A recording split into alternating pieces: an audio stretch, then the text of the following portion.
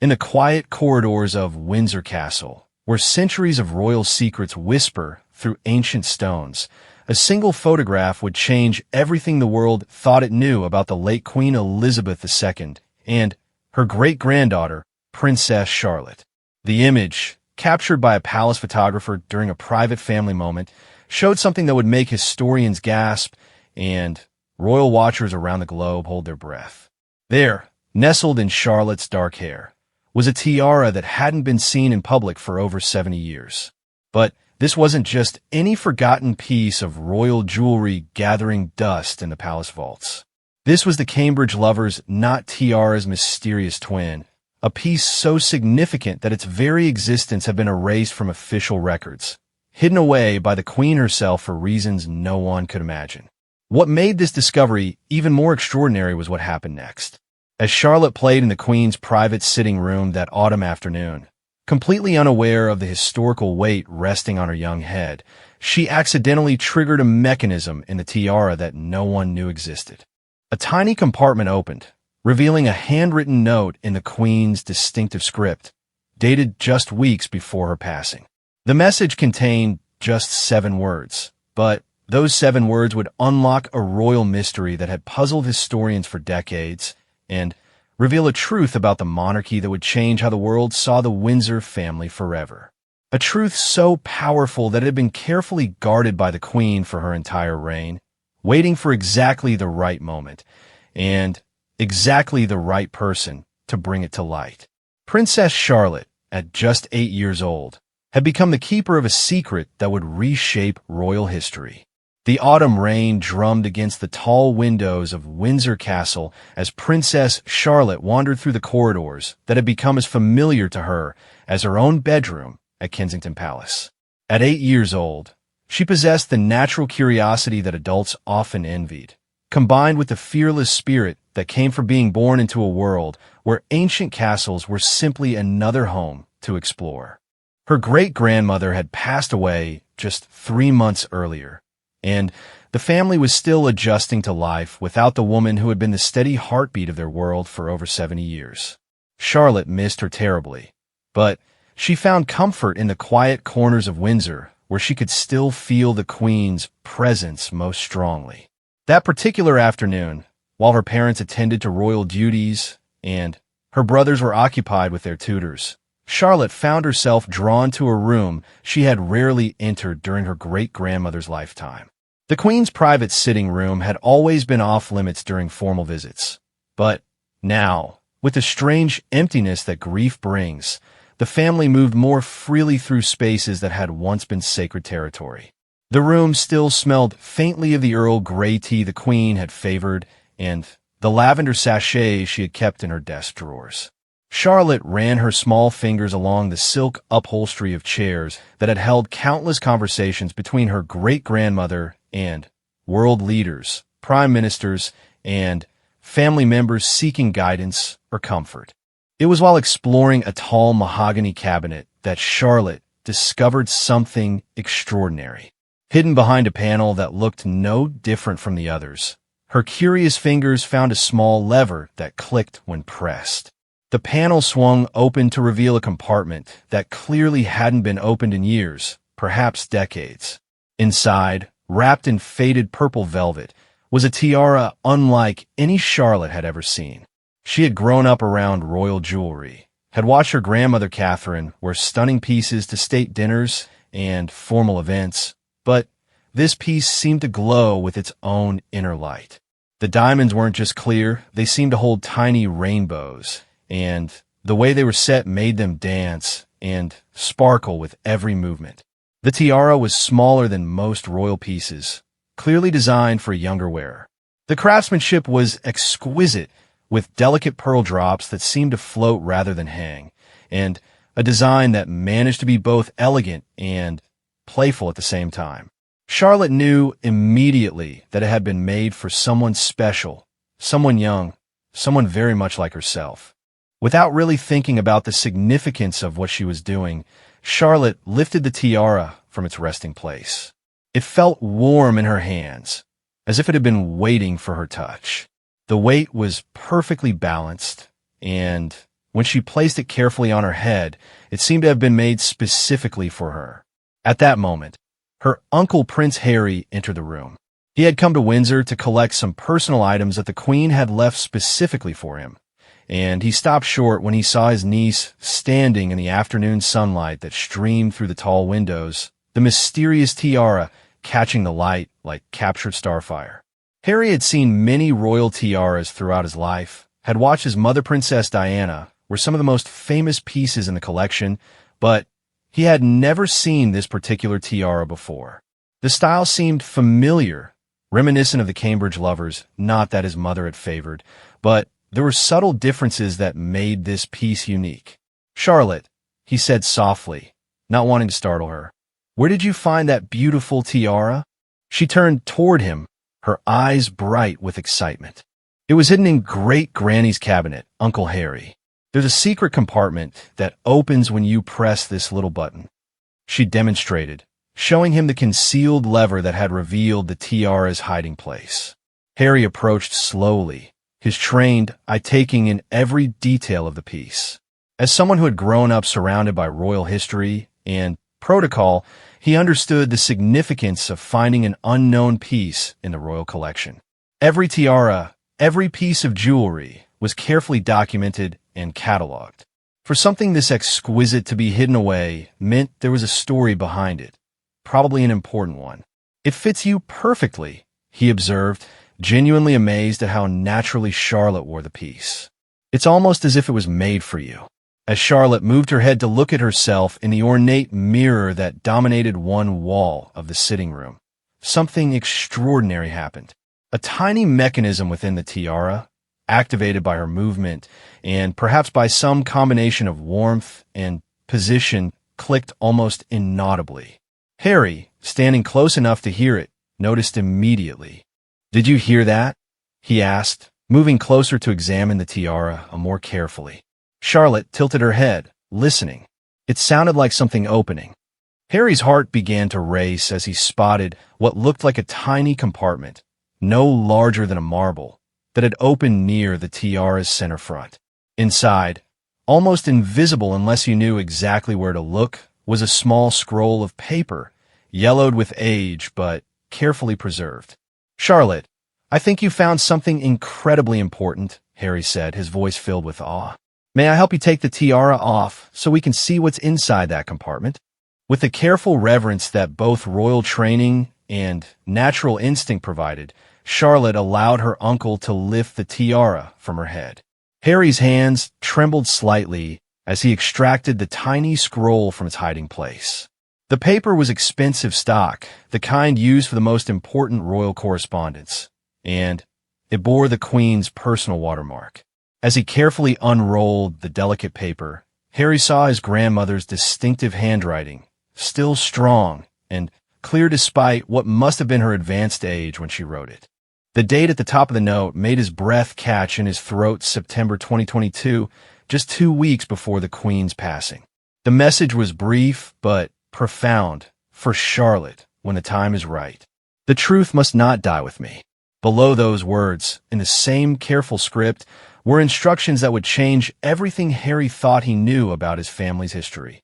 The Commonwealth documents, Vault 7, combination, Charlotte's birthday backwards.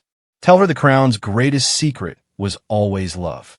Harry read the words 3 times before the full weight of what he was holding truly sank in.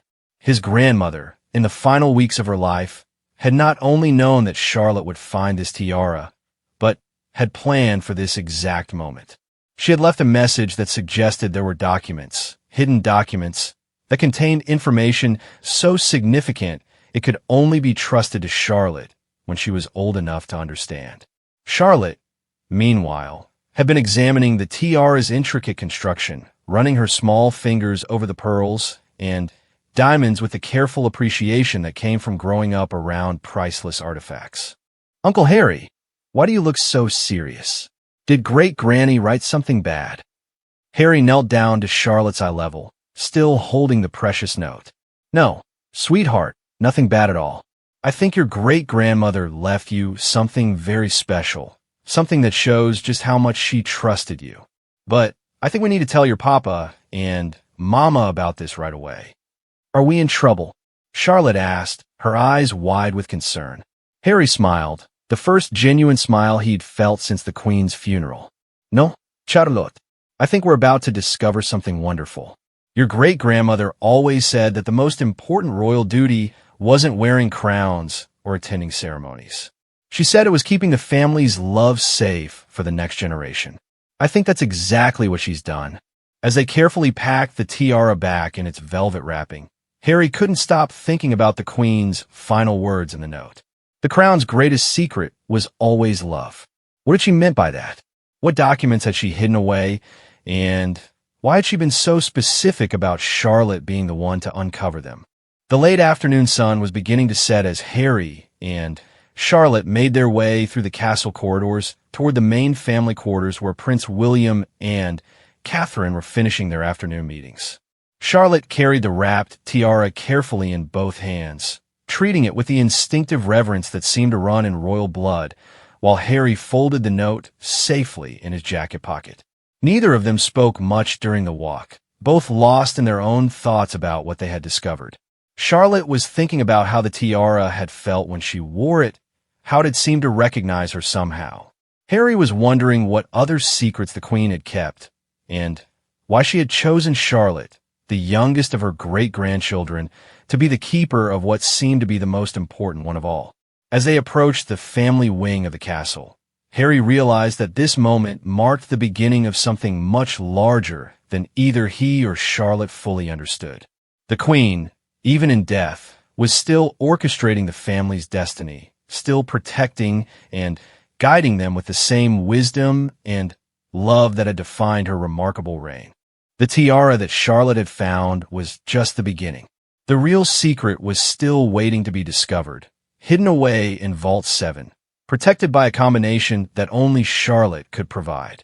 And whatever the Commonwealth documents contained, Harry had the feeling that they were about to change not just how the family understood their own history, but how the world understood the true nature of the British Crown.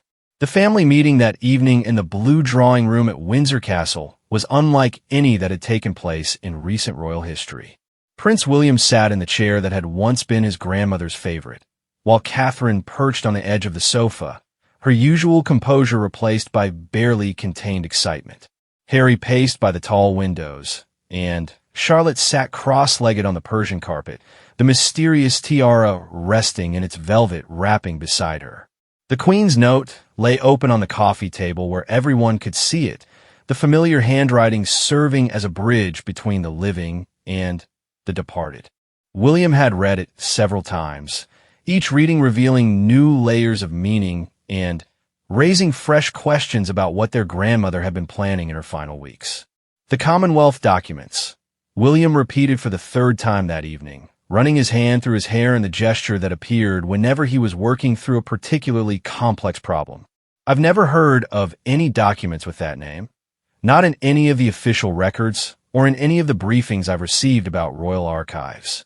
Catherine leaned forward, her historian's training making her approach the mystery methodically. The combination is Charlotte's birthday backwards. That's October 2nd, 2015, so the combination will be 512010. But what's Vault 7? Harry asked, finally, stopping his pacing to look at his brother.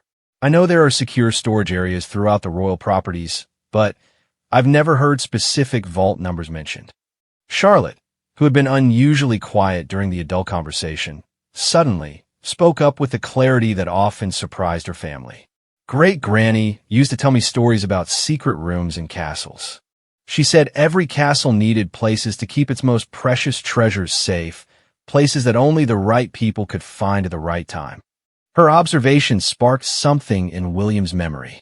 The basement levels of Buckingham Palace, he said slowly. When I was doing security briefings after university, I remember being shown plans that included numbered vault spaces. They were described as long-term archive storage, but access was so restricted that even I couldn't review what was stored there. That has to be it, Catherine said, her excitement growing. If your grandmother wanted to hide documents that were sensitive enough to require Charlotte specifically to access them, The most secure storage facility in royal properties would make perfect sense. Harry nodded, then looked at Charlotte with newfound respect. The question is, what could be so important that Granny felt it needed to wait for you to be old enough to understand it? Before anyone could speculate further, Charlotte stood up and walked to the window where the last light of evening was fading over the castle grounds. "She told me something once," she said, her voice carrying the weight of memory. "It was the last time I saw her, just before she got too sick to have visitors. She was sitting in her favorite chair, the one by the window, in her private study, and she looked very tired but also very happy." The room fell completely silent as Charlotte continued, everyone hanging on her words. She said that being queen wasn't really about wearing crowns or living in palaces. She said it was about keeping love safe for all the people in the Commonwealth, and that someday I would understand what she meant. She said that the most important royal secret wasn't about power or politics. It was about making sure that love could grow in every part of the world where the crown had influence. Catherine felt tears prick at her eyes as she listened to her daughter repeat words that sounded exactly like something the late queen would say.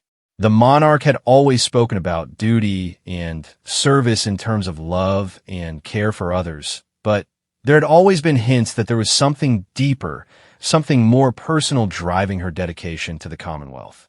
"Charlotte," William said gently, "do you think you'd like to help us find out what great-granny wanted you to know? It might mean going to London tomorrow to look for these documents she mentioned." Charlotte nodded without hesitation. She trusted me with the secret. I think that means I'm supposed to help solve it. The next morning found the family in the basement levels of Buckingham Palace, accompanied by Sir Edward Young, the former private secretary who had served the Queen for her final years, and two royal security officers who had been briefed on the sensitive nature of their mission. The basement corridors were well lit, but rarely used, lined with climate-controlled rooms that housed everything from historical artifacts to official state documents. Vault 7 turned out to be behind an electronic lock that looked more like something from a spy film than a royal palace. The steel door was unmarked except for the number 7 in small, discreet lettering. Charlotte stepped forward with the confidence that had surprised her family since the day she'd found the tiara. 51210, she said clearly, pressing each number on the keypad with deliberate care. The lock clicked open with a sound that seemed to echo through the corridor. Inside, Vault 7 was smaller than expected, but immaculately organized. Metal filing cabinets lined the walls, each marked with dates spanning from the early 1950s to just months before the Queen's death. But what immediately caught everyone's attention was a single manila envelope sitting on the central table, marked with Charlotte's name in the Queen's handwriting. Charlotte picked up the envelope with the same careful reverence she had shown the tiara. Inside were several documents that would change their understanding of the monarchy forever. The first was a letter, written in the Queen's own hand, addressed directly to her great-granddaughter. "My dearest Charlotte," William read aloud, as the family gathered around the table. "If you are reading this, it means you have found the tiara and understood the message I left for you. I have watched you grow from a baby into a thoughtful, kind young girl, and I know that you have the strength and wisdom to carry the truth that I must share with you." The letter went on to explain that for her entire reign, the Queen had been quietly using the resources and influence of the crown to support charitable causes, human rights initiatives, and educational programs throughout the Commonwealth in ways that went far beyond what was publicly known. She had created a network of secret funding streams, carefully managed through trusted intermediaries, that had helped establish schools, hospitals, and community centers in some of the most remote and underserved areas of the Commonwealth. The Crown's greatest secret, the letter continued, has always been love. Not the love of power or tradition, but the love of people. Every decision I made as Queen was guided by the question of how it would serve the people of the Commonwealth, how it would make their lives better, safer, and filled with more opportunity. But the most remarkable revelation was yet to come. The Queen had been working with a network of indigenous leaders, community organizers, and local governments throughout the Commonwealth to gradually transition royal lands and properties into community ownership. The documents in Vault 7 outlined a plan that had been decades in the making, a careful and respectful process of returning ancestral lands to indigenous communities while ensuring that the transition supported local economic development and cultural preservation. She's been planning to transform the entire nature of the Commonwealth, Catherine whispered, her historian's mind racing to understand the implications of what she was reading.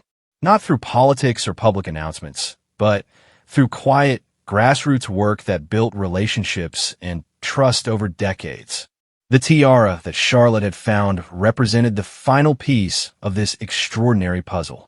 It had belonged to Princess Victoria, the Queen's aunt, who had died young, but had shared the same vision of using royal influence to serve others rather than simply to maintain tradition. The Queen had kept the tiara hidden because it represented her private commitment to this larger purpose, a commitment she had maintained throughout her reign without ever seeking credit or recognition. Harry found a document that outlined specific plans for Charlotte's future role. The Queen had envisioned her great-granddaughter not as a traditional working royal, but as an ambassador for this hidden network of charitable work, someone who could help bridge the gap between the formal monarchy and the grassroots communities that have been quietly supported for generations. She wanted me to help with the love work, Charlotte said, using a phrase that perfectly captured the essence of what her great-grandmother had been doing. She wanted me to make sure the love keeps growing. Sir Edward, who had been remarkably quiet during these revelations, finally spoke up. Her Majesty spoke to me about this just days before she passed. She said that the monarchy had to evolve, that its future depended on proving its worth through service rather than tradition.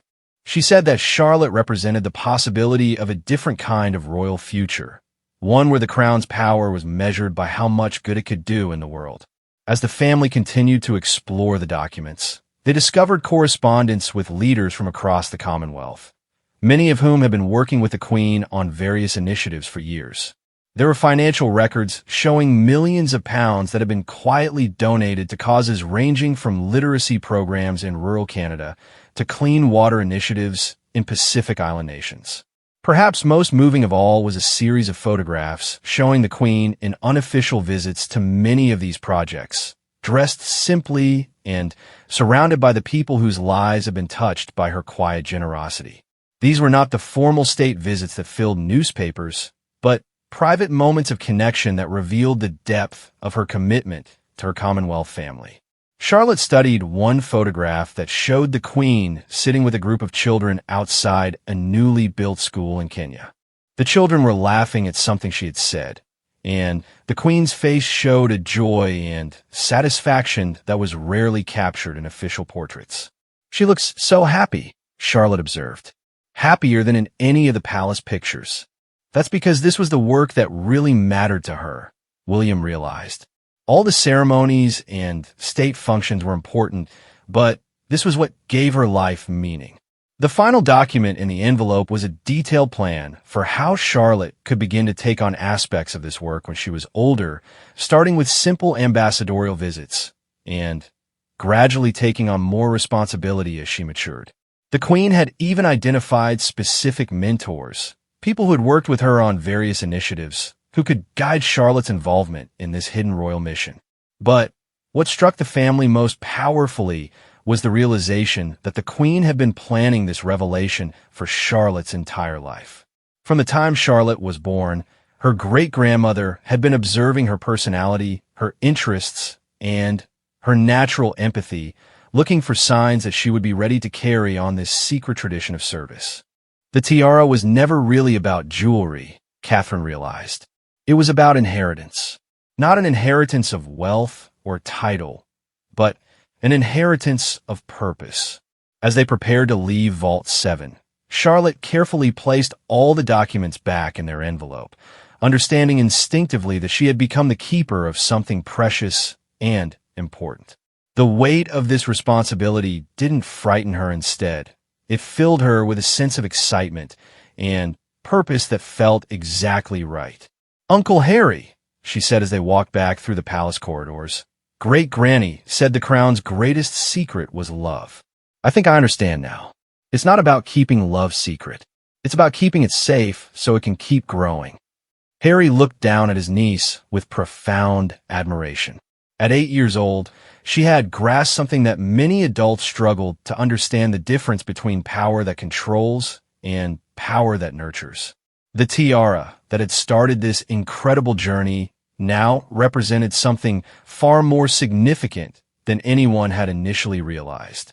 It was a symbol of continuity, not of tradition for tradition's sake, but of the ongoing commitment to use privilege and position in service of others.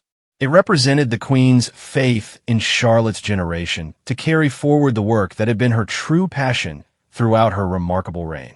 6 months after the discovery of the Commonwealth documents, Princess Charlotte found herself standing in a small village school in Wales, wearing the mysterious tiara that had started this extraordinary journey.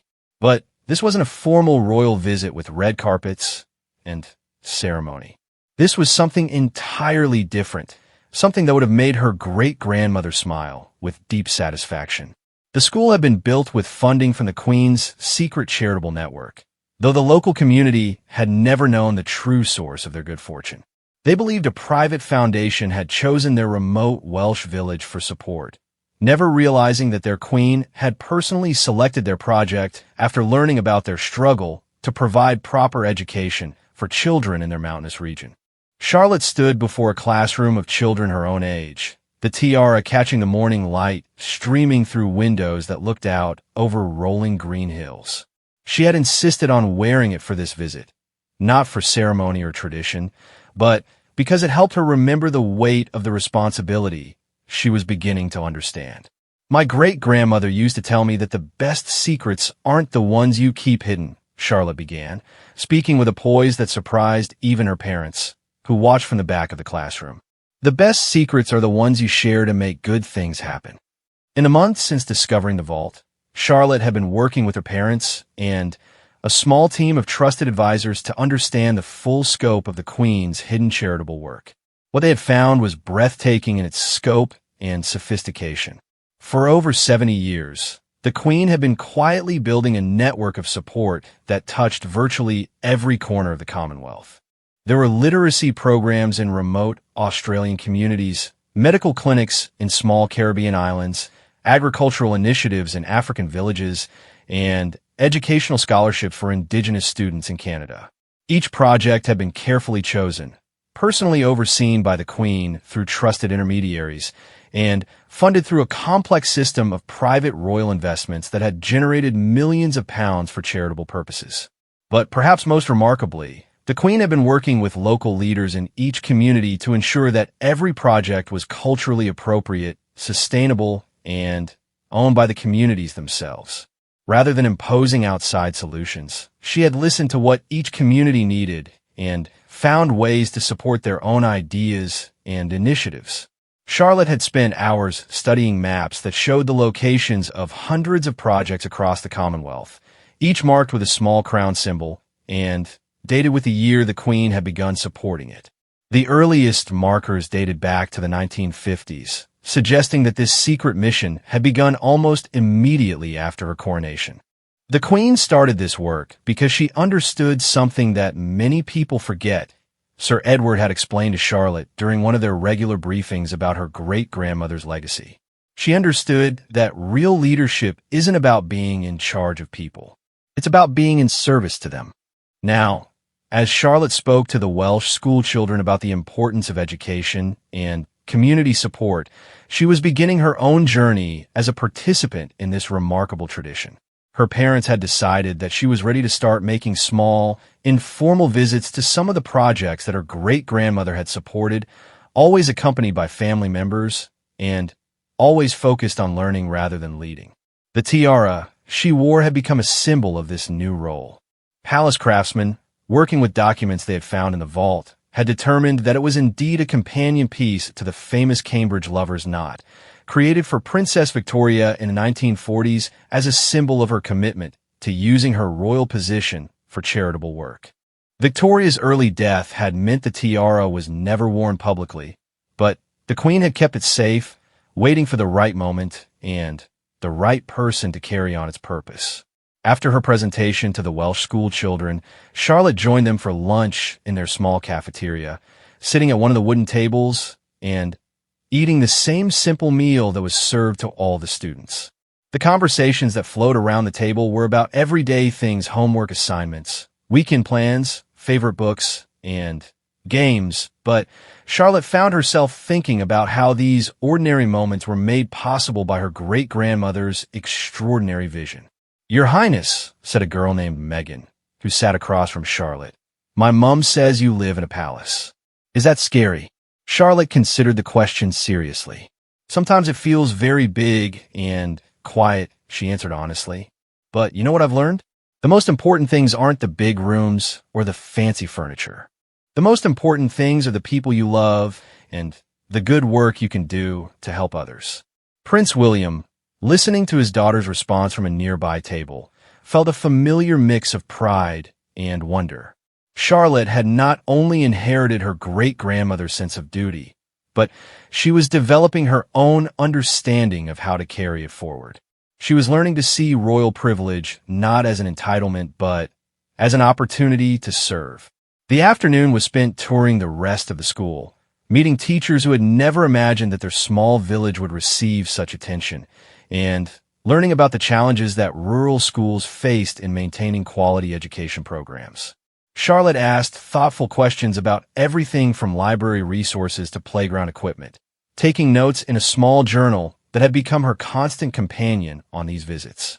One of the most moving moments came when the school's headmaster, Mr. Davies, showed Charlotte a display case containing letters and artwork from children who had graduated and gone on to universities and careers they had never thought possible. "The support we've received changed everything for our community," he explained. "Not just the building and equipment, but the belief that our children deserve the same opportunities as children anywhere else." Charlotte studied the display carefully, reading some of the letters from former students who had become teachers, doctors, engineers, and artists. "Great-Granny would have loved to see these," she said softly. She always said that the best investment was in helping people discover what they could become. As the visit concluded, Charlotte made a decision that surprised even her parents. She asked Mr. Davies if the school would be willing to partner with her on a project. She wanted to help connect their school with other schools in the Commonwealth network, creating opportunities for students to share their experiences and learn from each other. "I think Great-Granny would have called it building bridges with love," Charlotte explained as the family prepared to leave the village. She wanted all the Commonwealth children to know they were part of the same family. The drive back to London was filled with animated conversation as Charlotte shared her ideas for expanding the connections between the various projects her great-grandmother had supported. She had begun to envision a network where children from different countries could become pen pals, where teachers could share resources and techniques, and where communities could learn from each other's successes and challenges. Prince Harry, who had joined them for the visit, was amazed by his niece's instinctive understanding of how to build on the Queen's legacy. "You're not just continuing Granny's work," he told Charlotte. "You're making it your own. You're finding ways to make it even better." Back at Kensington Palace that evening, Charlotte sat in her bedroom with the tiara resting on her dressing table, carefully writing in her journal about the day's experiences. She had begun keeping detailed records of each visit, noting not just what she had learned, but ideas for future projects and connections. Her journal entry that night reflected a maturity that went beyond her years. "The children in Wales are just like my friends at school, but they live in different places and have different challenges. Great-Granny understood that every child deserves to feel special and supported. I think my job is to help make sure that happens. Not by being a princess who visits places, but by being a friend who helps connect people who can help each other." The transformation of Charlotte's understanding of her royal role was remarkable to witness. Where many children her age would have been excited by the pageantry and attention that came with royal status, Charlotte had developed a deeper appreciation for the responsibility and opportunity it represented. She had begun to see herself not as someone who would receive deference and admiration, but as someone who could facilitate connections and support for others. Catherine and William discussed their daughter's evolving perspective during their evening walk through Kensington Gardens, marveling at how the Queen's final gift had unlocked not just historical secrets, but Charlotte's own potential for meaningful service. "She's found her purpose," Catherine observed, watching Charlotte through the window as she continued writing in her journal. At 8 years old, she understands something about leadership that many adults never grasp. The implications of Charlotte's growing involvement in the Commonwealth Network extended far beyond childhood visits to schools and community centers. The Queen's documents had revealed a comprehensive vision for the future of the monarchy, one that gradually shifted from ceremonial representation to active service facilitation. Charlotte represented the first generation that would grow up fully understanding and participating in this evolution. Over the following weeks, Charlotte began corresponding with children from other Commonwealth countries whose communities had benefited from the Queen's network. Her letters, carefully supervised but genuinely her own words, reflected a natural diplomacy and genuine interest in learning about different cultures and experiences.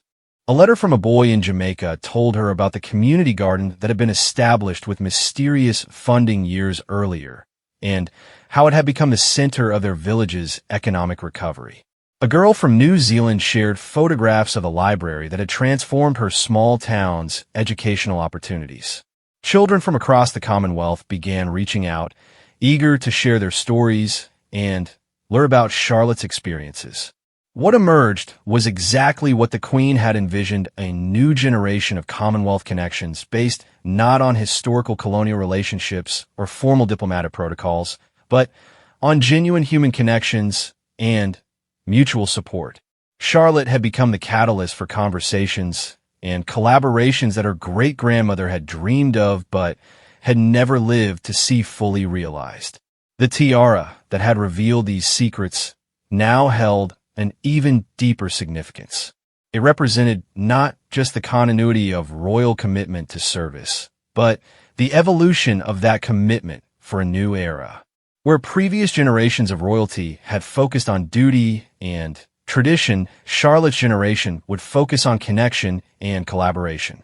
As winter approached and Charlotte prepared for her next visit, this time to a community center in Scotland that had been supported through the network, she reflected on how much had changed since that autumn afternoon when she had found the hidden compartment in her great-grandmother's sitting room.